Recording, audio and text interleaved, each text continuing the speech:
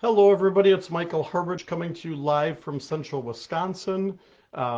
We are here tonight. We're going to be doing a demo and step-by-step instruction on making these clay wreaths. And you can do it with leaves. You can do it with a poinsettia leaves. We'll talk about using real leaves versus the rubber leaves. And we'll also talk about the finishing techniques on it. My wife Janine is here sitting across from me. If you guys have questions while we're going tonight, feel free to type those in and she'll try to get my attention so I can answer those questions as we go. If you're watching this recording, you can certainly put questions in and I'll watch for those to pop up and I'll answer those as well. The recording will be available after the live is done. So this wreath is quite fragile. And so we're going to build this actually on a large ceramic earthenware platter. And you can use any type of, if you've got an earthenware platter, you can use that as your surface. You could also do this on a kiln shelf. You want it to be on a surface that will absorb moisture. So as that clay is built on that surface, it can absorb moisture out of there. If you do it on a plastic bat, say from a potter's wheel, or some other surface that doesn't absorb moisture, those pieces can crack because what will happen is the clay will dry from the top, the moisture will get trapped on the backside, and the top will start to shrink and the backside won't shrink, and then you'll get some cracking and coming apart. And the reason we're going to do it on a platter is so that it's mobile, and we can actually take that whole platter, put that right in the kiln, fire it right on that platter in the greenware stage, and we don't have to worry about picking this up because picking this piece up while it's clay would be pretty risky to do. This particular piece tonight we're going to be working with a raku clay body that I get from Continental Clay. What I like about it is it has a wide firing range that I can do earthenware colors on this and fire it to an 04 greenware and an 06 glaze firing, or I can do an 04 greenware firing, and I can fire it all the way up to cone 6 if I want to do mid-range firing. So this will work with any type of clay body. You just need to know how hot you want to be able to fire, or where you go, how hot they'll fire those pieces. I'm going to flip the camera down here because I'm going to show you this wreath. And I showed this picture earlier today.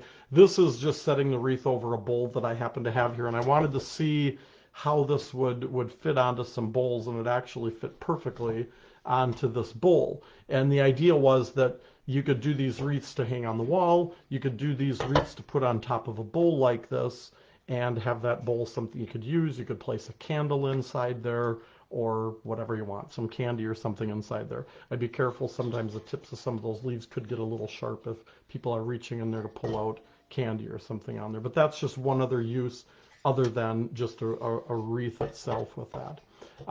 We'll talk about the colors tonight. I'm going to show you how I did this piece. You can do this in fall colors like I did. You can do it in just shades of greens and yellows to make it more of a summer type wreath. We'll talk about the poinsettia leaves, and I'll show you a painting technique with those as well.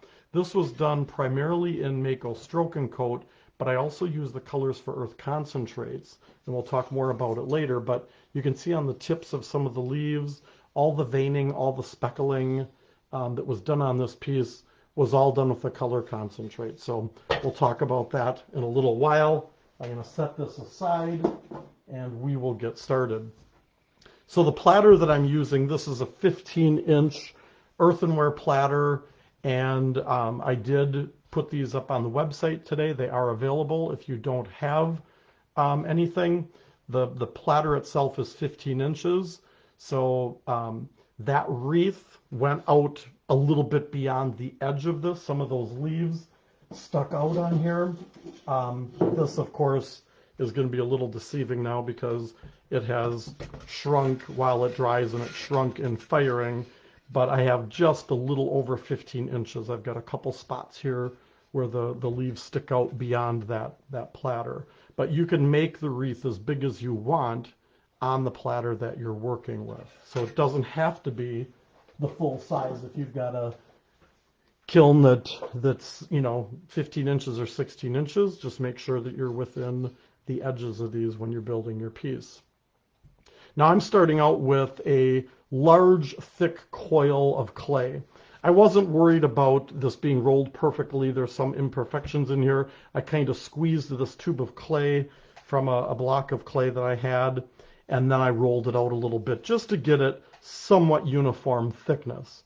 I'm going to take, and where the two ends are, I'm just going to kind of squish that together, press it nice and tight, and run my fingers over it and press that together. Get it to be a nice round shape, and then I'm going to take and I'm going to flatten this. Now, I could roll out a slab of clay and cut out a circle like this. That would work too, but I found that it was just pretty easy to make this big thick coil and then go along and press this out. I could use a roller to flatten this, but this coil, it's not important that it's perfectly smooth or it's perfectly round. This is going to be our base that we build our leaves on top of. And so I'm leaving this probably close to almost a ½ inch thick because I want a strong base. If you go too thin with this ring of clay, your piece is just going to be super, super fragile.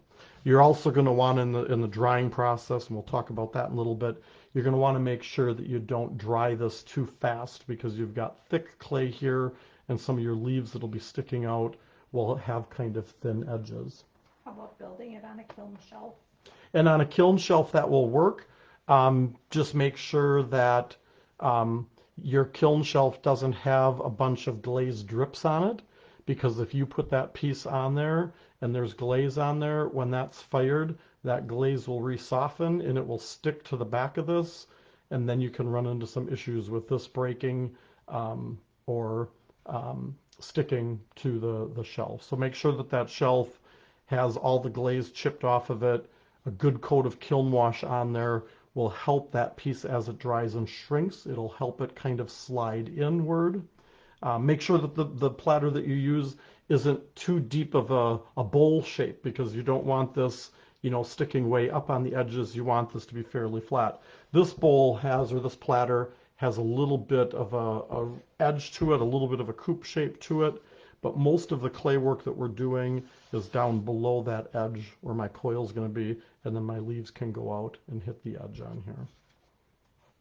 Now, you can do this with real leaves if you've got access to real leaves throughout the year.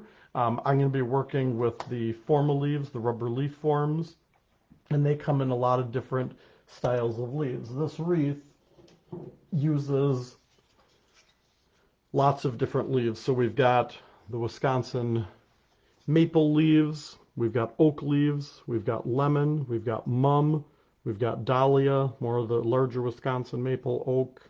I think that's pretty much all of the leaves that I used on here. The mum, the dahlia, the maple, the oak, the lemon, yeah.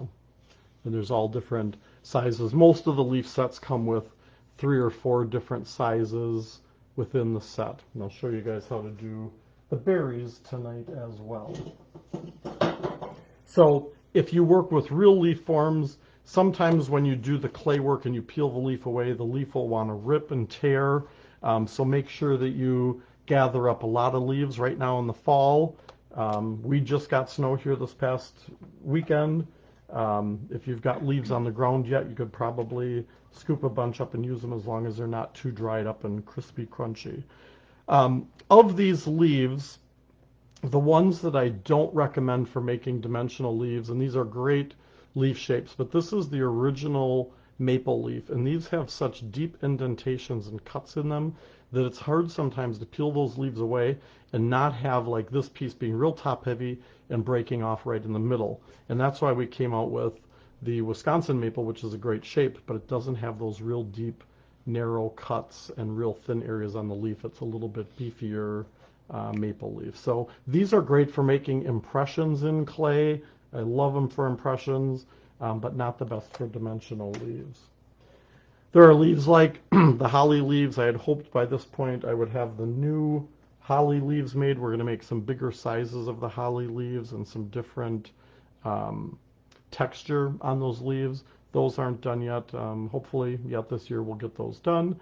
But these would make a really cool wreath too, doing holly leaves going around on the wreath. So on this wreath, I might do a little bit of different leaves in different areas to show you how to do those. The poinsettia leaves, those I did in one of my lives a couple weeks ago. This is the poinsettia leaves. This was around a large bowl that we attached into the round bowl. So I think a poinsettia wreath would be really cool to do as well. Just out of curiosity, is a Wisconsin maple leaf different than other state maple leaves? No, we just needed to differentiate it. The maple leaf that was part of the Forma leaf line has been around forever. And so I had to differentiate it from other leaves. And since we're from Wisconsin, I just called it the Wisconsin maple because it came off of a tree here. But yeah, there are a lot of, this is very similar to like Canada's, I think maple leaf that they use for their state leaf or their country leaf. I guess not state leaf, it would be country leaf. The flag, yeah. Yeah.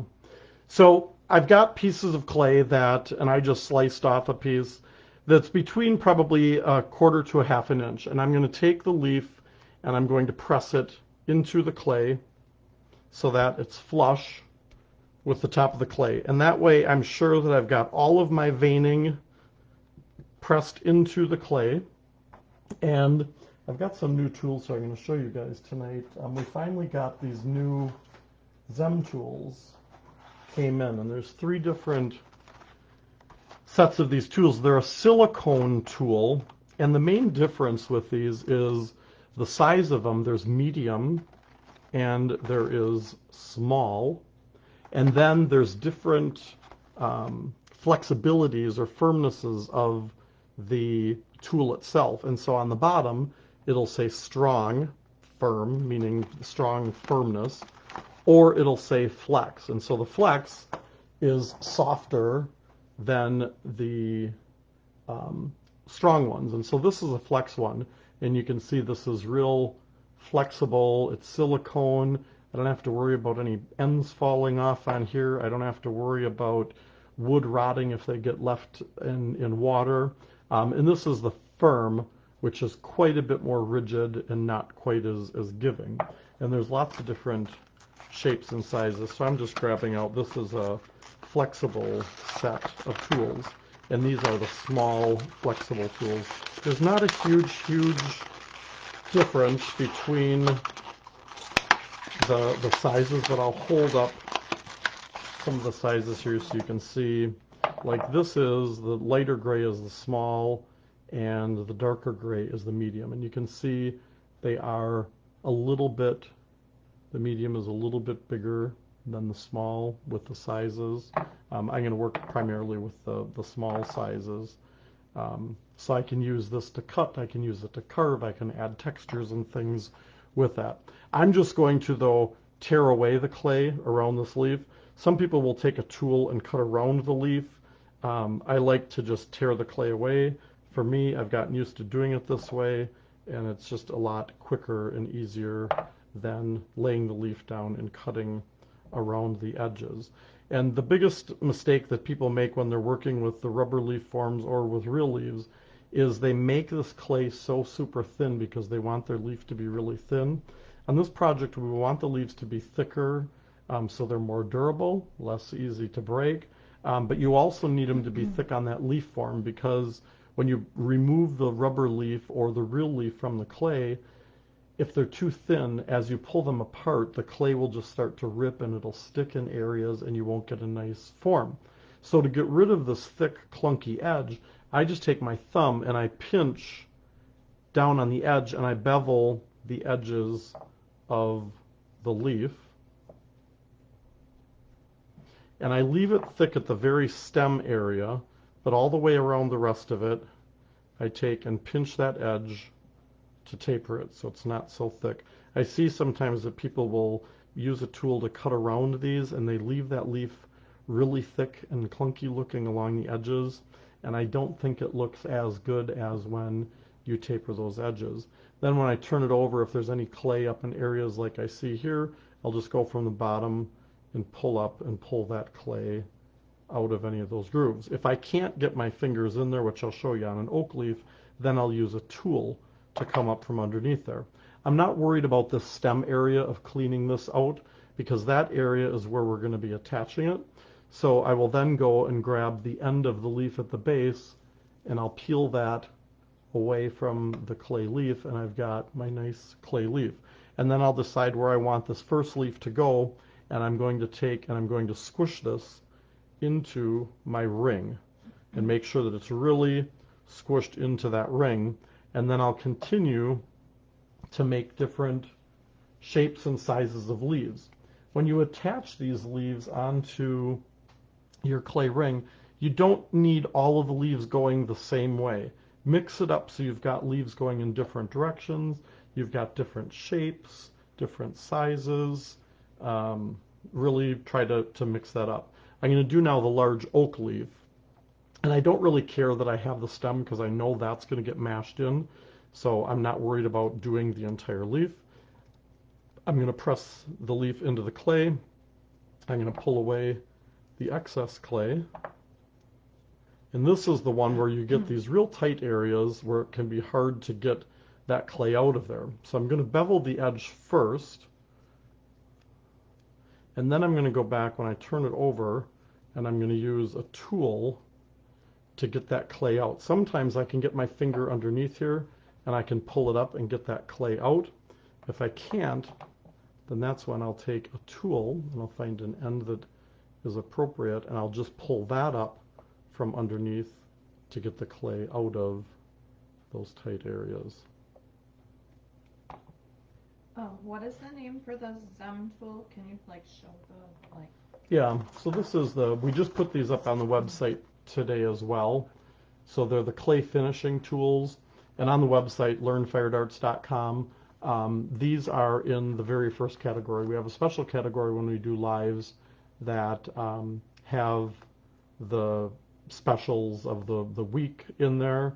And so what we do is the things that I'm using tonight, like the platter and the tools and some of the new products and some of the most popular leaves, we put number 1 at the beginning of the title of it. So those items come up first. So it'll make it easy for you to find these. These should be on the first or second page on the website. And there's we've got 3 different sets. One of the sets did not come in, and it was the medium. I gotta look here now. We've got the small, strong, firm. Those are the same. I've got 2 of each set here, so I could use one set and show the other set. So these are both of the small sets. So we got all of the tools available in the small, and they're 5-piece sets. They also had 3-piece sets, and I just ordered the 5-piece sets. I didn't bother with the 3-piece sets. And then the medium set, so that has the strong and the flex. In the medium set, only the strong came in. The flex didn't come in on our order, and those just came in, and so I haven't had a chance yet to check and see. But honestly, the difference in size on these, I'm okay with just the small or just the medium. I don't know that the shapes are the same, whether they're small or medium, and there's not a huge difference in the size. Some of you may need both sets. I think I'll be okay with either the small or the medium. So those are up on the website. Now I've got my oak leaf, and I'm going to take now and add this in this area, and I'm going to squish this in. And then I'm going to make a smaller leaf. I'm going to do a mum leaf. Someone is asking if using a damp box and making all the leaves ahead of time would be a good idea. Yeah, that's not a bad idea. If you make the leaves ahead of time, sometimes for the lives I'll make them ahead of time and I'll put them on this craft foam that I work on, and I'll put it in between a couple pieces of craft foam. That's fine. I wouldn't suggest making them like the night before and putting them in a plastic bag, because sometimes the condensation that will build up in that bag will create some problems for you where you get a lot of water on the leaves. Now where these leaves meet up, I'm going to use that area to add some berries. I'm just going to do a few more leaves here to show you how to do this. I'm going to do a large dahlia leaf. Press in. And sometimes when people do their first leaves, they're kind of slow at it, but you will get quicker at this. I can crank out a lot of leaves. If I wasn't talking and showing other stuff here, I'd probably be halfway done with this wreath already with the leaves. All right, so I've moved my dahlia leaf. I'm going to pull that away. Now, when I start adding leaves here for kind of the next cluster, I want them to overlap this oak leaf a little bit. And so I'm going to take and squish that in. And I'm going to take all my scraps of clay here and press them together to make another nice flat piece of clay. And we will make, what haven't I used here yet? Use a lemon. The lemon's so close to the dahlia. Let's go with something different here. Yeah, we'll go with a smaller oak leaf maybe. I remember to grab that one. Yeah, here's the medium oak leaf will do.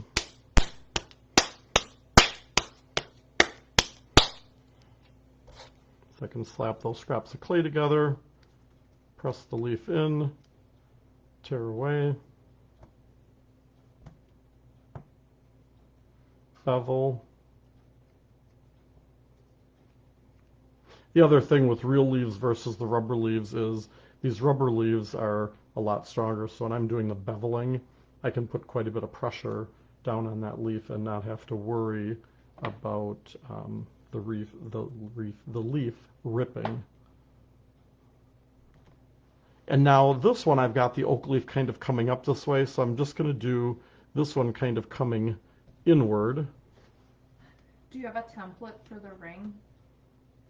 No, I don't have a template for the ring. I just rolled out a big coil and I just pressed it. I wonder if Debbie Delacruz has a cutter for a ring this size. If somebody wanted, that might be an option. But yeah, I just started out with a coil because that way I can adjust it to whatever size wreath I want to do. If I want to do something smaller and do a bowl or a wreath that would fit around a smaller bowl, I could do a smaller circle on there. So it's totally up to you. You don't have to measure. Just make it the size that you want your wreath to be. And just remember that it's going to shrink as it dries, and it's going to usually shrink a little bit in firing. All right, I'm going to add another maple leaf here. And so I would continue to work my way around the wreath. I can take and I can kind of bend these leaves to give them a little bit of character. Be careful that you don't bend way over the edge because you don't want a tip of a leaf sticking down below this ring. So be careful of that you don't get too bent down. I wouldn't bend this down to necessarily touch. I'd leave a little bit of space because that's going to make it less likely to want to break. Now in these areas I'm going to add some berries, and so I can create just some plain berries by rolling some balls of clay, and these two don't have to all be the same size. Berries in nature vary in size, so some can be a little bit bigger, some can be a little bit smaller. And I'm going to take and score. I forgot to bring a scoring tool out here, so I'm just going to use one of these tools. So scoring is just scratching some lines in this area where I'm going to stick the berries. I'm going to scratch in, and then I've got some slip here. This is just some of the dried up raku clay, some of the little scraps that I take and I throw in water and dilute it to make a nice creamy consistency. And as I put these berries in, I kind of give them a little twist so that that scoring locks into place.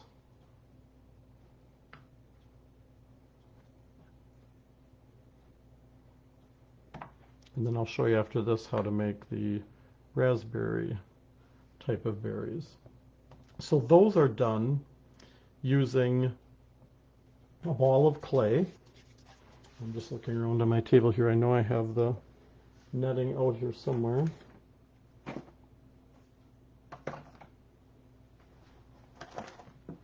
There's a lot of stuff out on the table here. Well, maybe I didn't. I thought I'd left netting out here. Can you just go there on top of the box of leaves or on top of the freezer back there and grab some of those little pieces of that green mesh netting? So the green netting is, it's called tulle. It's a fabric that I get at the fabric store. It's by the yard. It's usually about $4 or $5 for a yard of it. And we're going to take these balls of clay, thank you, and we're going to wrap them in this tool. And we're going to almost use it like it's extruding the clay through on that tool.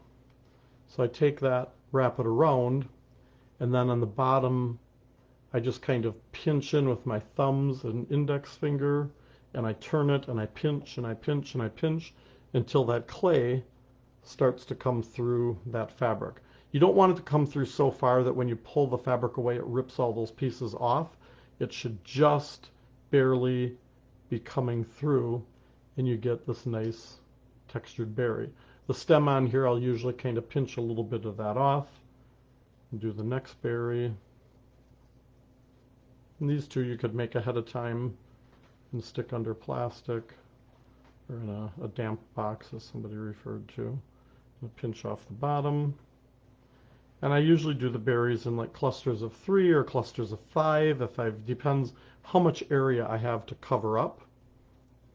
Sometimes if I have a really big area there to cover up, I may end up making a small leaf, something like this small mum leaf, and I might make that small mum leaf and actually score the back side of that, score that area, and attach it on if I've got too big of an area and I need to cover some of that up. And then I can score the area where these are going to attach. The back side of these are kind of bumpy, so I don't really need to score them, but I'm going to do a little scoring on the back side. And then I'm going to place a little puddle of slip in here. And again, as I attach these, I kind of twist them and wiggle them to lock that scoring together. So we've got our berries, we've got our leaves. And I would continue to do this process all the way around the wreath until I get to the end. As you start to get about 3/4 of the way, start eyeing up your berries, your different types of berries, to make sure that you've kind of got it spaced so that I'm kind of anal and I don't want 2 of this type of berry right next to each other. So I kind of watch as I'm going to see that I space it out so that I go smooth berry to textured berry, smooth berry, textured berry, all the way around, and then it matches up. Now on the smooth berry, we're going to take and we're going to do a little indentation of where it would look like there was a stem. And I'm going to use on the new tool, this one is kind of a nice pointed end. And I'm going to take and insert that to make a little indentation of where the stem would have been on those berries. All right, I'll show you on the finished wreath. Close up of those berries in the indentation, because when we do our wash of color on here, that wash is going to go down into the crevices. You can see the little blackberries that I did on there with the texture. That wash is going to go down into all of those textures and really make those areas stand out. Now, if I wanted to do, say, holly leaves, and I wanted to do a holly wreath, I'm going to make a few holly leaves here. And on the holly leaves, I probably would mix up the direction of the leaves a little bit, but you could almost do a wreath where the leaves would all go in the same direction if you wanted. So I'm going to tear away the clay on the edges of these. The holly leaves have really sharp points on the tips of the leaves, so I'm going to bevel, and I don't usually worry about, when I do the beveling, a lot of times it takes the clay completely off of some of those points, and that's okay because I don't really want that sharp of points sticking out on my clay pieces because it kind of becomes a weapon afterwards. So I've got my holly leaf. So I can take and add holly leaves and squish those in. And there's 4 different size holly leaves that come in the set. Make the other big one here. If you didn't see, a few years ago I did a holly tree, and it was done on the oval cone, and that piece got broken when I was in an accident on my way to a show, and I've never redone that piece because it was a lot of work doing all of the holly leaves. So I could take and I could layer these so that they were all kind of overlapping and going in the same direction. I've done the 2 large sizes, and I can do a couple of the smaller sizes here.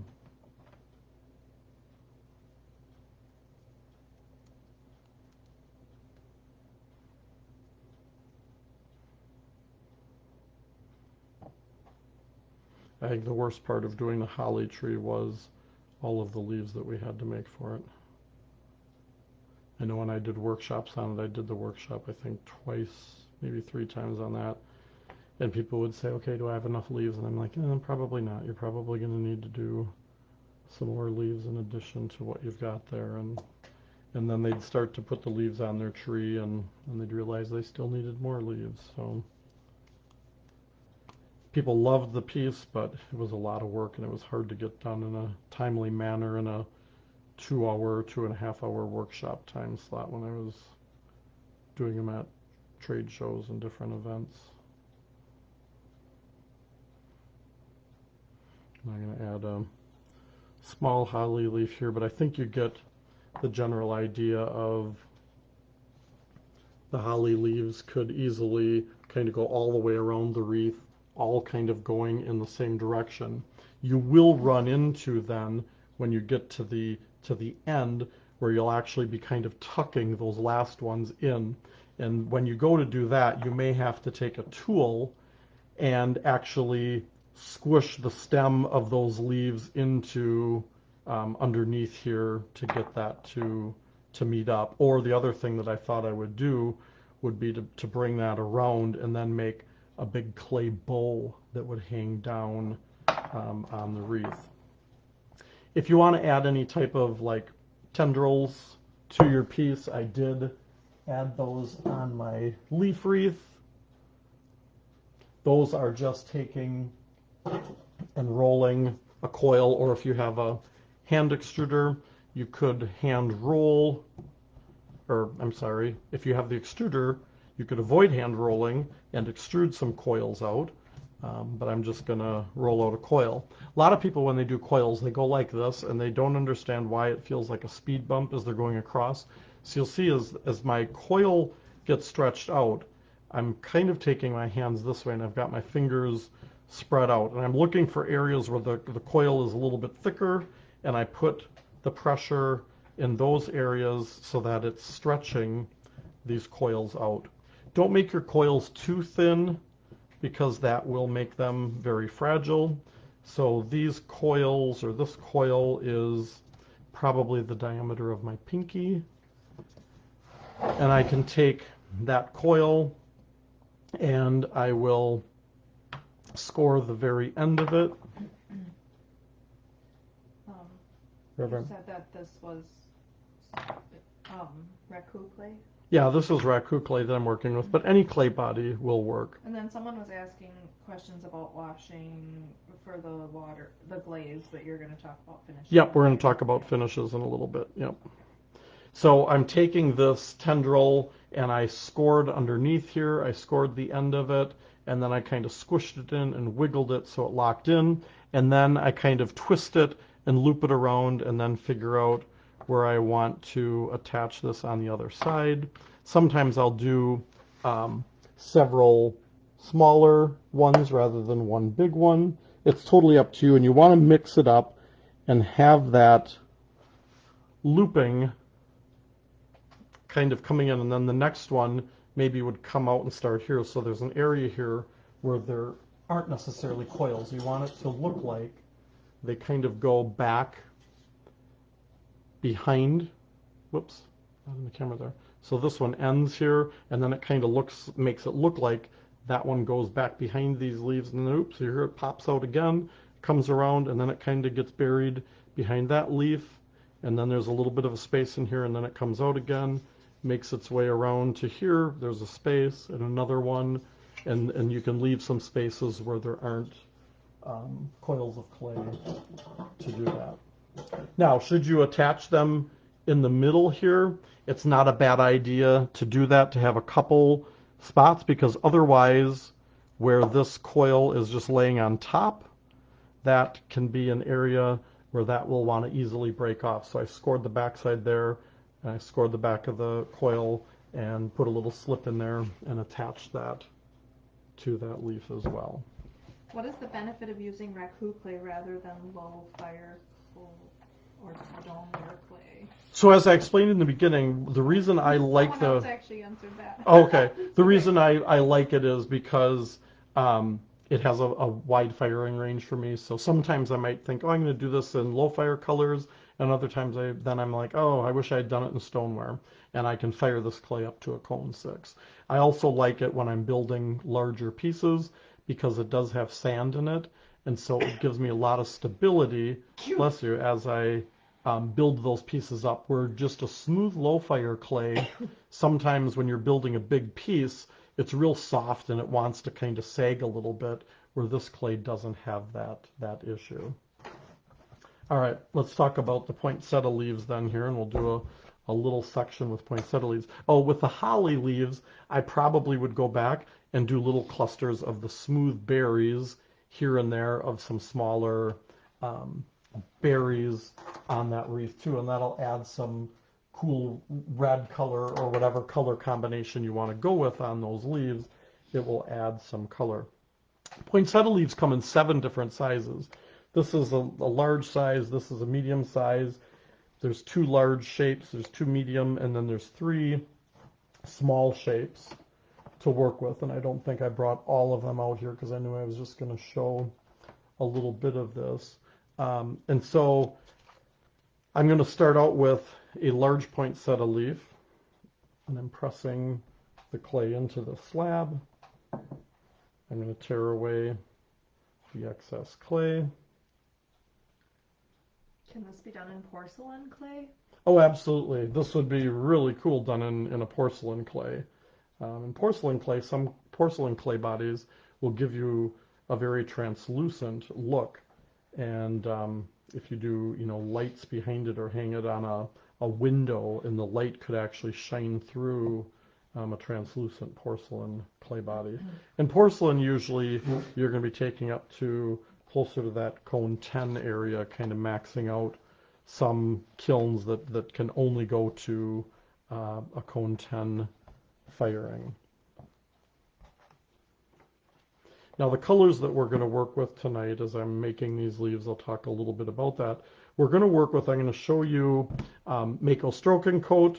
We'll also use some of the colors for earth color concentrates. And they each have some unique characteristics, and we'll talk about that. You could do this completely in the color concentrates. You could do it completely in the Stroke and Coat colors or comparable products. Both of them have wide firing ranges. Mako, on their bottles, it will say what happens at mid-range color results, and this one, it's hard to see in the camera, but it says no change. And this happens to be their candy apple red, which is a bright red. Paula's colors, her color concentrates, Paula has a chart that shows the colors. Most of them fire out beautifully to that cone 6 temperature range. The reds, the oranges all fire out nice. You will sometimes, with some of the purples and things, you might run into with the color concentrates, some burnout with the colors, but Paula's got an example showing that. And I know for those of you who are part of the ClayShare group, Jessica always does like a plate and does strokes of each color with varying layer applications to show the differences. And so it's good to have that as reference too, so that you know fired to what temperature, what happens. Mako puts it on their label. They also have chip charts that show both low fire and mid-range. So some of you are like, well, wait, I thought Stroke and Coat was a low fire color, or concentrates were a low fire color, and they technically were designed for low fire, but they work at higher temperatures as well. So you can look at both of those lines, and I'll talk about when I show you guys the finishing techniques that I did kind of. So you can use stoneware glaze on raku clay. as long as the raku clay body that you have has the firing range. I'm not going to say that every clay manufacturer has different clay bodies. I know that Continental Clay, that their raku clay body is a very strong clay body that I have fired to cone 6 with no issues whatsoever. But when you purchase your clay, it should say what the firing range is for that clay body. So make sure that you look at that. Don't just assume that every clay body can be fired to that temperature. And there's a lot of stoneware clay bodies out there that I like that have sand in them and work great for sculptural work too. When I'm doing workshops at shows and things, I will have some people are doing low fire, some people only do mid-range, and so I need a clay body because especially when I'm working with like clay extruder guns and things, it's really hard to remember who is doing what and what they are using as their clay. And so it's a lot easier if I just have one clay body that I'm working with in the workshop. Looking for my other small point set of leaves here. One more. This one I just used. All right, I've got 2 of the small ones here.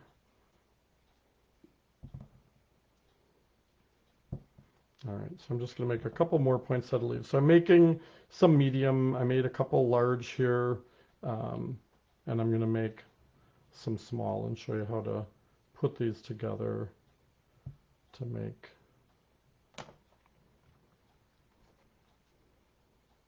your poinsettia shape. I'm going to make another small one of this. There is a small one that's more pointed, and it looks like I didn't bring that one out here, so we'll just double up on this other small one.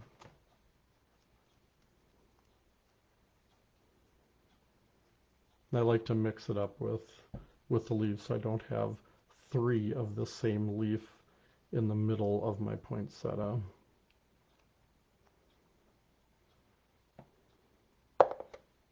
Is your extruder back in stock? Oh, good question. The extruders aren't back in stock yet, but I found out today that Nidec Shimpo, Daito, whatever name they're going by now, has the extruders back in stock, and so our order should be shipping next week. We should have those back in stock next week.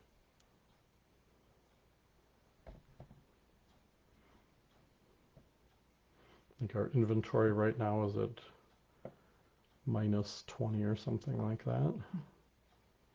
All right, so I've got my poinsettia leaves here, and I'm just going to lift these off because I'm going to do basically the same thing that I did with the other leaves. I'm going to squish the first one in, I'm going to squish the second one in, I'm going to lay the third one in and squish that in to make my outside ring of leaves, and then I'm going to take and start to build up and layer this, and I'm going to squish this one in.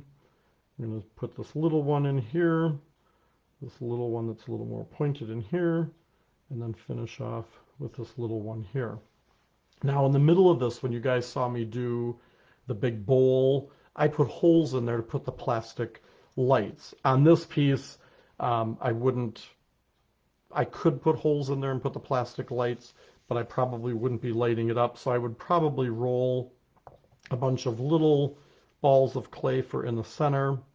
I don't think I'm going to worry too much about scoring the back side of these little balls of clay because I'm just going to put some slip in the middle, kind of puddle it, and then put these little balls of clay into the middle of the poinsettia. I probably don't have enough here yet, but let's put a little puddle of slip in here. And then we're going to set these in. As I put them in, I'm going to give them a little twist to kind of lock them in place. Someone's wondering if they have a hard time, when they have a hard time pushing the clay through the extruder, can they add water to it? If your clay is that thick and you need to soften the clay, you could. I wouldn't add water to it like in the extruder, and I'm not sure, you might be thinking like it's kind of sticking to the walls and you want to kind of lubricate the walls of that with water to make it easier for it to slide through, but it's probably going to make your clay kind of wet and muddy and sticky. So what I would do is I would try to soften the clay by putting a damp towel in the bag of clay to soften up the whole bag of clay rather than trying to just soften up what you're putting through the extruder, because it gets really muddy when you start adding water, like the slip here. It just starts to just be kind of nasty and sticky. So I would try to soften the whole bag of clay to make it more pliable. If you really have a hard time with the extruder, I've got in some of my other videos I show putting the extruder on the table and pressing down on the handle. There are some tricks to make it a little bit easier for squeezing that extruder, and I don't have the extruder out here to show tonight, but you can always message me and I'll get you a link to a video that shows different techniques for that. So we've kind of got our poinsettia done here. As I'm looking at it now, I probably would do a couple other smaller leaves coming out, but I'm going to have other leaves that on the next poinsettia will overlap this coming from both directions. And so it won't be noticeable that I should have put more leaves in there. So if you do get a spot like that where you look at it after you have your poinsettia made and you're like, this side looks a little sparse, my next poinsettia is going to come like this, and I'm just going to use some other leaves here to show kind of, the layering, and like that leaf is going to overlap and it will cover up where I think I probably should have put another small leaf coming out on here. So then I would continue to make my way around with the poinsettia.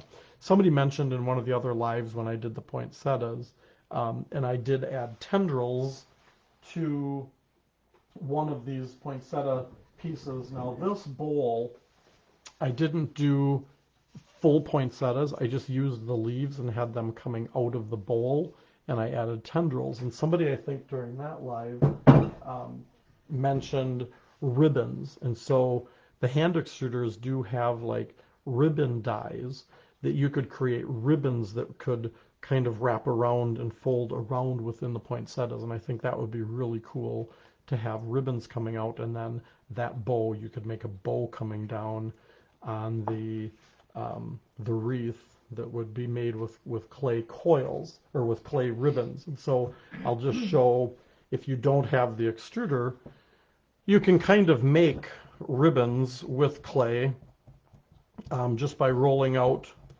coils,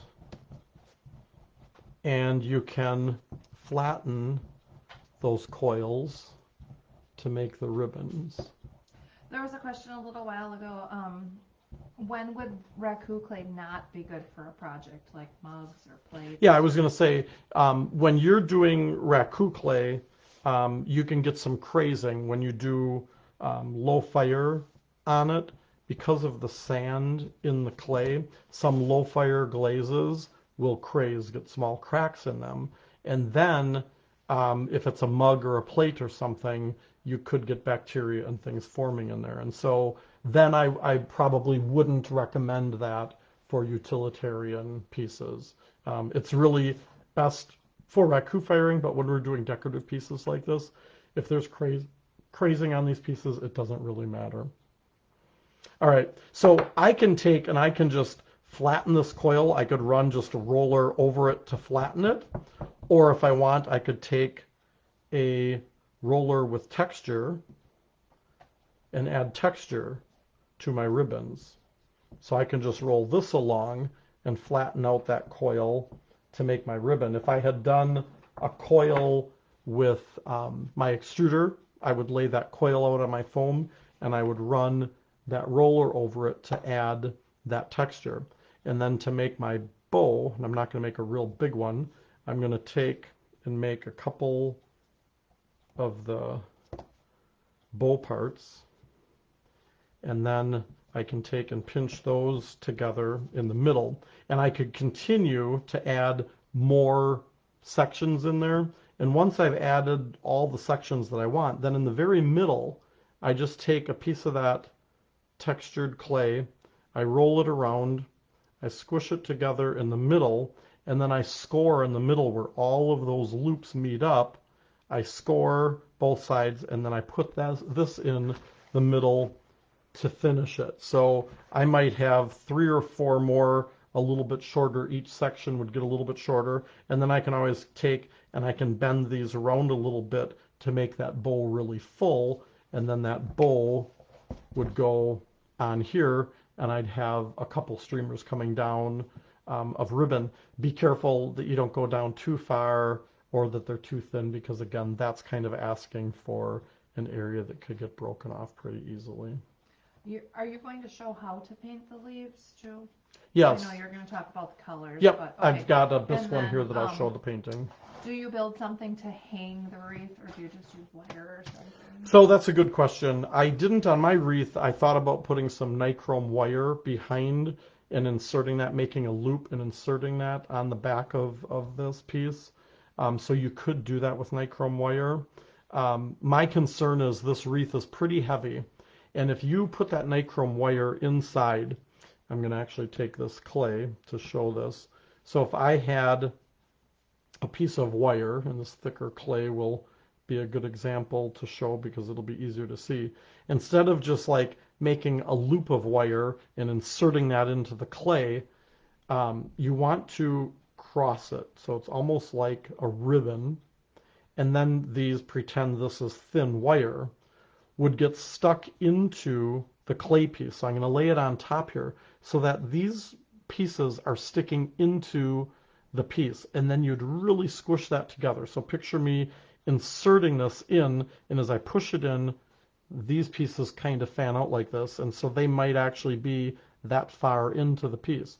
And that's going to make it less likely that this piece is going to pull out, but I still would have concern with nichrome wire on there, even with the thick nichrome wire, that could pull out. So I had just planned to do like a big nail or a big hook that would come around when I hang it on the wall and would grab this clay ring on the back. And I think that's going to be the safest way to hang this piece. So if I was doing this piece, that hook would come around and it would hook onto the back. Get my finger to show here. This is hard to do when you're looking at the camera. So my finger as the hook would be coming out and kind of holding it that way. That would be the nail or a large hook to do that with. If you do have the ability to fire this to cone 6, to do this in a stoneware temperature, it's going to make your leaves way more durable than just doing it to like an 04. You just have to be a little bit more careful with a piece that's fired to 04 because the clay is softer. When you do a stoneware firing, the piece is going to be a little bit harder and more durable. All right, so I've got this piece, was one of the bowls that I had done, and it's basically the same technique. I just, instead of doing it as a wreath, it's attached to the top of a bowl. So this was the piece that I had planned to kind of show the painting technique. Now I'm using Mako's Tuxedo, their black stroking coat, as my wash on this piece. If, say, the poinsettia piece I wanted to do in blues, I might do a dark blue rather than black. If I was going to do reds, I might do a really deep burgundy as my wash. And I'll do a little bit on a poinsettia piece here to show you what I would do with that. We're going to do just some reds on there, and I'm just going to do some direct washes with the color concentrates. I want to thin this down, and so I'm going to take a little bit of water with my sponge, and I'm going to thin this down about 2 parts water to 1 part color, because this is going to be our wash. So whatever color you decide to use as your wash, you want to thin that down. I'm using kind of a stiffer bristled fan brush to apply this, and by thinning it down, it's going to make it a lot easier for that color to work its way down into all of the crevices. So I'm going to go over this entire, and I'm just going to do a little section on here to show you on a few leaves how to do this. I'm going to brush this on.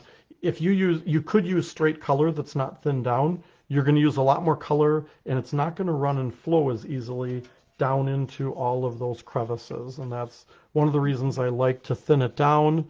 I would do the same thing with the color concentrates. They're very potent and very powerful. There's a lot of pigment in there. The difference between a product like Stroke and Coat and color concentrates is color concentrates are basically pigment in a medium or a binder, and Stroke and Coat is actually a fritted product, so it's glass that you're working with. Stroke and Coat with 3 coats fires out shiny. Products like color concentrates don't fire out shiny unless if you put a clear glaze on them. But you also don't need to worry about them sticking like you can with Stroke and Coat if you don't stilt the pieces and some of the colors on the back or the bottom of the piece. So I'm going to take now a sponge and I'm going to wipe this back so that the color stays down in the deeper crevices. And some people way overdo it with washing back their pieces, and they're like trying to get into every crevice, and they're like, oh, but there's, a lot of black down in there. And that's okay because that's a shadow. You want that. The point of doing this wash is to create depth and dimension and pick up the details on those leaves. So you want to leave that dark color down in some of those crevices, and you're mostly wiping the color off of the highlights. So you can kind of see what I did. Now this bowl, I would continue to do the whole bowl, and on the background I'm going to do some different browns and some different colors. I could also do a glaze on the bowl itself, but we're talking about the wreath tonight, so the wash on the wreath, I do the front and the back. And the reason I do that is because otherwise sometimes you will see kind of the backside of a leaf, and if you have that black wash on there that's kind of wiped back, you don't have to worry about getting color on every single area and getting in between everywhere. By using that thinned down color and getting back into all of these crevices and things, you won't have the whiteness of the clay or the buff color of the clay showing through. It'll have the black on there. And it makes the painting process go a lot quicker and easier as well. So I would do the black on this whole thing, and then usually I would take it back by my sink and I would wipe it back with a sponge under kind of running water, so that my sponge gets dirty frequently, and it's really easy to wash it back and not have to be dumping out bowls of water. I'm working with Mako's SC97 Cantaloupe. This one too, there's no change when I fire this to cone 6. Whoops. I'm going to work with Orange Appeal, which is a brighter orange. And you can do, again, you can do whatever colors you want. You can do shades of greens, you can do yellows, and make this more of a summery type project. I'm going to work with SC6 Sunkissed. Now, Sunkissed, it says, does lighten slightly at a cone 6 firing, but that is a really nice bright yellow. I'm working with Java Bean, and it says it lightens to Cracker Jack Brown, which is more of a caramel color of brown, which is okay. So even though some of these colors will change a little bit in that higher temperature, it's all right. And then I've got Just Froggy, and that says no change to that color. There are some greens that can change at those higher temperatures. What will you do about the black that fell into the bottom of the bowl? I would wash that back, and usually the inside of the bowl, I would be putting a glaze in there anyway.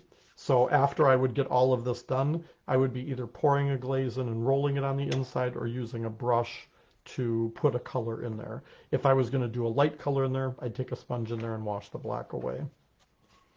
All right, now I've got my different colors out on my palette here, and a lot of times I'll start out with kind of one of the lighter colors, and I'll just start brushing that onto the leaf. And I'm basically doing one coat on a section of the leaf, and then I don't even wash the brush out.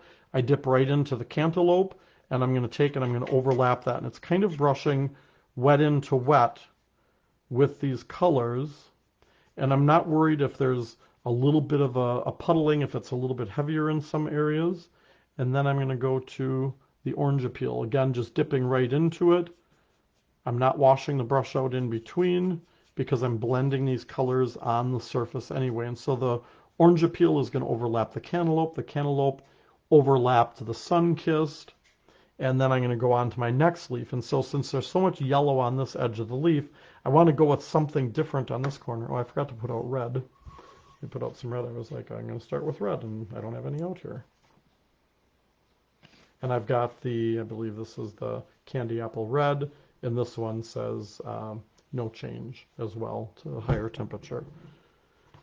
So I'm going to start out with the red on this edge of this oak leaf, and I'm going to brush that on the leaf. And then I'm going to go into some of the orange appeal. Oh, no, that was actually the red. Orange appeal, I can go right over the top of the red because I'm going to blend those together. And I can add a little bit of yellow. And then, you know what, I'm going to take a little bit of brown on the edge of this leaf. This leaf is kind of getting a little crispy, and we're going to get that dark. Then on the next leaf, I'm dipping again. I'm not washing the brush out. I'm dipping into the green. I'm going to start out with green on the outside edge. Then I'm going to dip into the yellow. I'm going to overlap the yellow and the green, which is going to give me a lighter green in between, where then when I dip into the yellow again and brush that on, I get more of an intense yellow, and then I might add a little bit of the cantaloupe into the last area on that leaf. And that's how quick and easy it is to do the leaves. Now when I go to do the tendrils, which is one of the last things that I do, I'm going to take and I'm going to thin my green down a little bit with some water, and I'm going to brush that over the tendril. The nice thing is if I get some of this color on a leaf, I can just go back with some of the color that was on the leaf and kind of rub it in, and a little bit of green might show up on that leaf, but that's why I do multiple different colors on each leaf. And we're also going to speckle this as well. So that diluted green is on the tendril. My berries, I can do the candy apple red for the red berries. On the blueberries, I used Caribbean Blue SC76, and this one also has no change. And so this is kind of a deep blue with almost a purpley color to it. And I'm going to thin that down just a little bit, and then I kind of dab this onto the berry to get it down into the textures. Because I'm only putting one coat of these colors on, I'm going to get kind of a translucent finish. So that black wash that's underneath is going to kind of show through the blue. All right, so I've got that. Then once I've got all of the leaves and all of the berries done, then I'm going to take a liner brush, and this is where I can go back over the veining. I've done this where I've relied on the black and the veins to come through the colors, and it will show a little bit, but I really like to go back and redo some of the veining just because it gives me really nice dark lines. Now, I wanted to show you because this was a tile that I used for my splattering and for my liner work, and we're going to work with the color concentrates. And the reason I like the color concentrates for this is I can dilute these with water and they will stay very intense. And by diluting them, I can do lines. If you've ever tried to do lines or veining in something and the color's too thick, you don't get nice, fine, smooth lines. And so you need to dilute it. With some stroke and coat colors, especially light colors, when you dilute them with water, they tend to settle out. And so you need to be mixing them up frequently. And light colors, when they're diluted a lot, they don't show up real well. So this black is dried up from the other day. And what's nice about the color concentrates is I can just go back and I can add some water to this dried up color. And look at that. It just softens right back up. It's kind of like working with watercolor. If you've ever done watercolor painting, it's like watercolor cake. You can just add water to it and bring it back to life. I'm working with a short liner brush, and I'm going to go back and I'm going to add some veins to these leaves. And so your veins will always go out from that center vein. So I'm always kind of retracing that center vein as I bring these veins out. You don't want them floating. Sometimes I see people that have floating veins that don't connect to anything. And so you always want to, I keep wanting to go dip into that bowl of slip over there for water, and that would not work well for this. And I can go back and I can add veining to these mum leaves as well. Oh, is that a regular bathroom wall tile? Yeah, that's just a glazed tile from Home Depot, Lowe's, about a 50-cent tile. And I like those because they're flat, and I'll show you when we do the splattering how I'm going to load up with the fan brush to do the splattering. So I'm not adding every vein back in there, but I want some of those main veins added back into the leaves. I could add a few more on the oak leaf kind of coming out from those main veins if I wanted to make this a little bit more detailed. I could.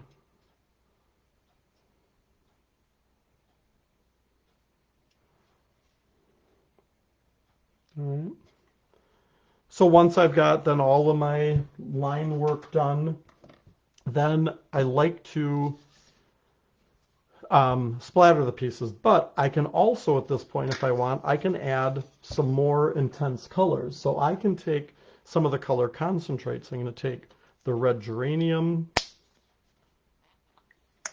and these will work in conjunction with the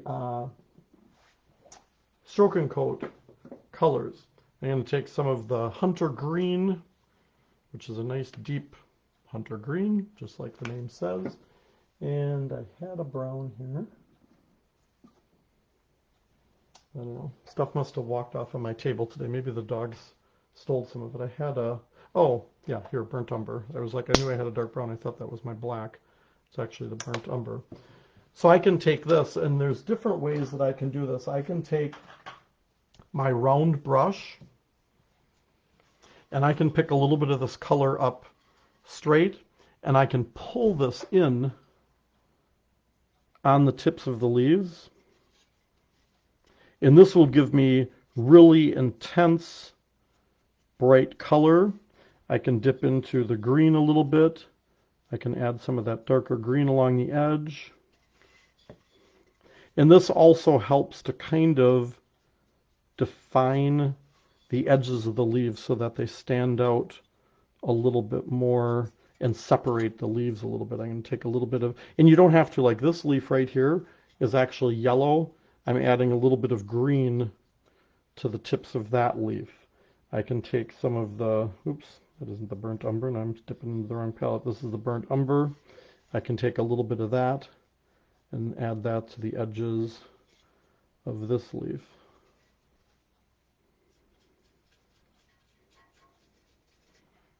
I can add a little bit of the burnt umber to the edge of this leaf.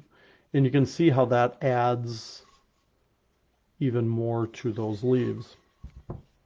Then I can take my fan brush, a stiff bristled fan brush, and I can dilute whatever colors I want. And so I've got some black out here. I'm going to dilute this. I can always add some more if I need some more color, but for the little area that we're doing, I think will be good. And you don't want the color dripping in that fan brush. You want it to be diluted. And it's always good to start off on another area and kind of flick the brush. And what I'm doing with this is I'm pulling my finger up from the bottom of the bristles so that the bristles flick back toward the piece. I'm not moving this arm with this brush, which a lot of people have a tendency to do, but I'm holding it up above and I'm just flicking those bristles so that I get a nice splattering from that brush. And then I can go to another color and things like the red. I'm going to pick up a little bit of the red color concentrate here, dilute that a little bit.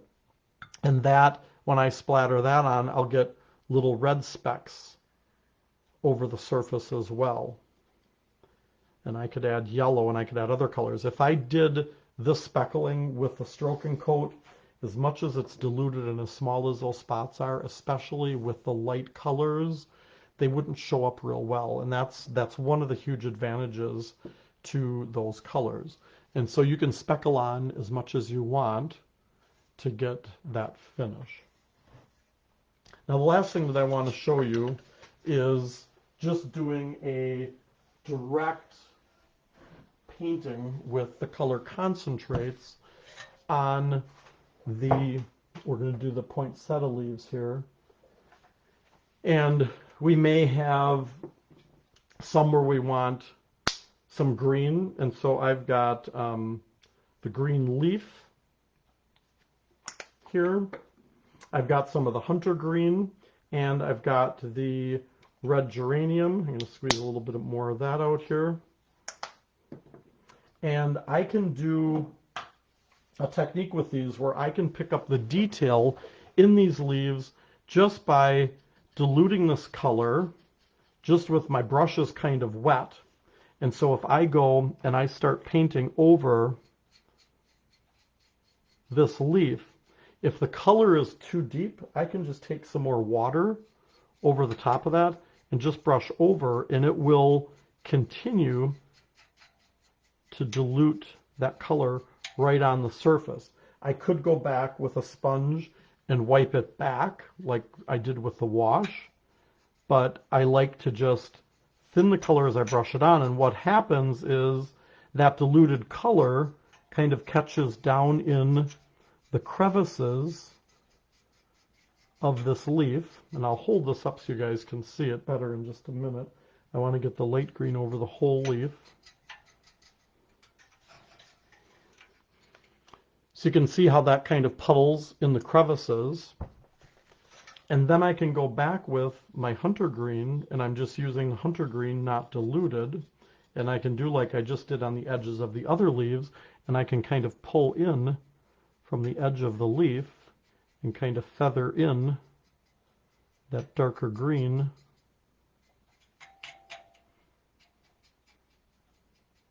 on the edges and add as much as I want to get, so it's almost like a dry brush look like you would get with acrylic colors. If I wanted to shade down in this area, and I'm just going to turn this so I can see it better, I could take some of that hunter green and dilute it a little bit and kind of float that dark green down behind to create a darker shadow, and then kind of dilute that as I brush it out so that it fades into the lighter green. Whoops. So you don't have to be, double loading a brush and stuff, and Paula does beautiful stuff showing you how to do all of that, but she'll do things like washes like this with her sumi brushes as well. And so if you've got her sumi brushes, they're great for doing tucking color like this and creating shading right on these pieces. If I want to do red on the poinsettia leaves, I can take and dilute the red geranium. I can brush it right on this leaf, and I'll hold this up so you can see this. I can dilute the color as I brush it right on there, and it will puddle in the crevices. Do you have to put a clear glaze over the color concentrates and stroking coat?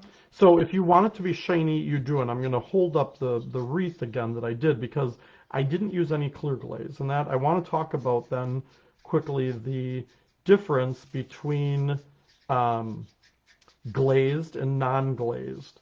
And so the color concentrates will fire out very soft and dull like the clay. They will not have a shine to them. They will look like watercolor doing this technique on the surface. Now this is just diluting it on the surface.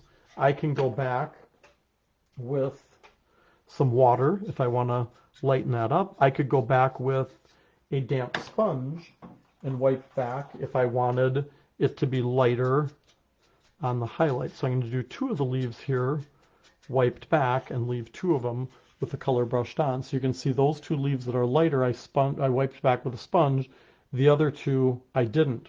And I could go back and I can see on the edges of these leaves I want to go back and use like a cranberry. It's got a real deep cranberry color, and come in on the edges. But I have to check to see, I have to look at the colors because some of those cranberry colors may or may not do well at a cone 6, and so I have to check that before I do that on the surface. But I could also take a little bit of a brown and add it to the red geranium because those colors are all intermixable.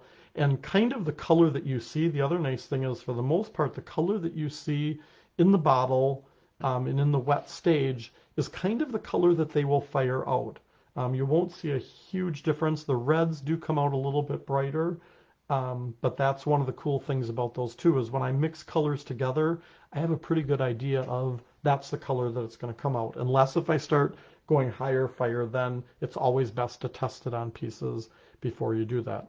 On this piece too, I would do a splattering technique with the fan brush at the end. And it might be splattering this with just the dark green, the hunter green. It might be splattering it with the red and the green. If I did this all in blues, I'd probably go back and splatter with blues and black and maybe some white. I can see adding a little bit of fired snow to the tips of some of these poinsettia leaves and making it look like there's snow on the tips of them. Or I could go with no fired snow after it's fired if I'm going to be going too hot of a firing.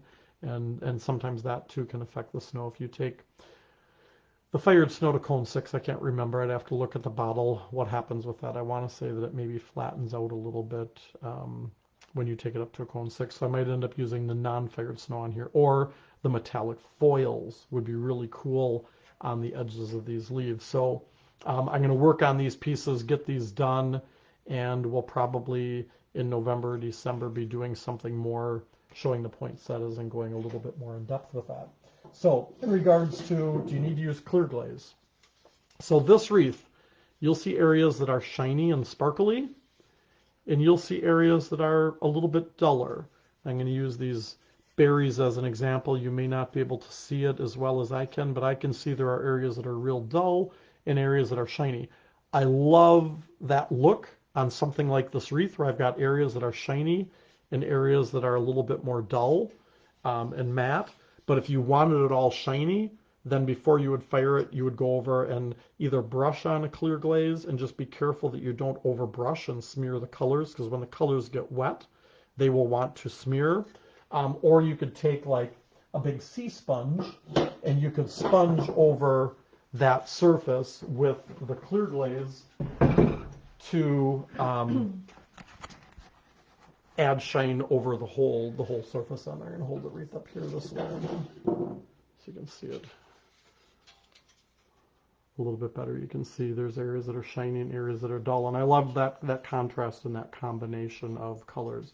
On the back of my wreath, I didn't add a lot of color to this. I could have gone and done the back, but I just did the wash on the back.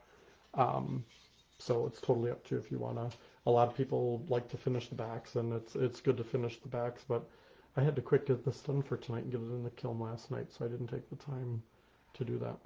Paula says, don't thin the CC 132 deep cranberry Okay. to an 06, wait, no, on cone 6 firing. It will hold if you are generous with the application or apply 2 coats. Okay, good to know. And that's why I said that, because I was like, are matte unless you clear glaze. Yep, and that's, yep. So with Paula's colors too, they are matte, they are dull, and so if you brush clear glaze on, you have to be careful if that's not fired on, that you don't smear the colors that are on there, because when they get wet, they're kind of like watercolor. You saw what happened on that tile when I reconstituted the black on there. So don't brush too much, or you can smear the color. A lot of times I'll use a big seawool sponge, and I'll just sponge clear glaze on, because then I'll get that contrast of dark area or shiny areas and still have some matte areas, but it's more shine than there is matte on those pieces. I also think that like the poinsettia wreath and the poinsettia bowl, I think mother of pearl, I think I saw somebody said something earlier about mother of pearling something, and mother of pearl is an overglaze that makes it really iridescent, and I think that would be really cool over the red and green poinsettias on that bowl. All right, any other questions in there?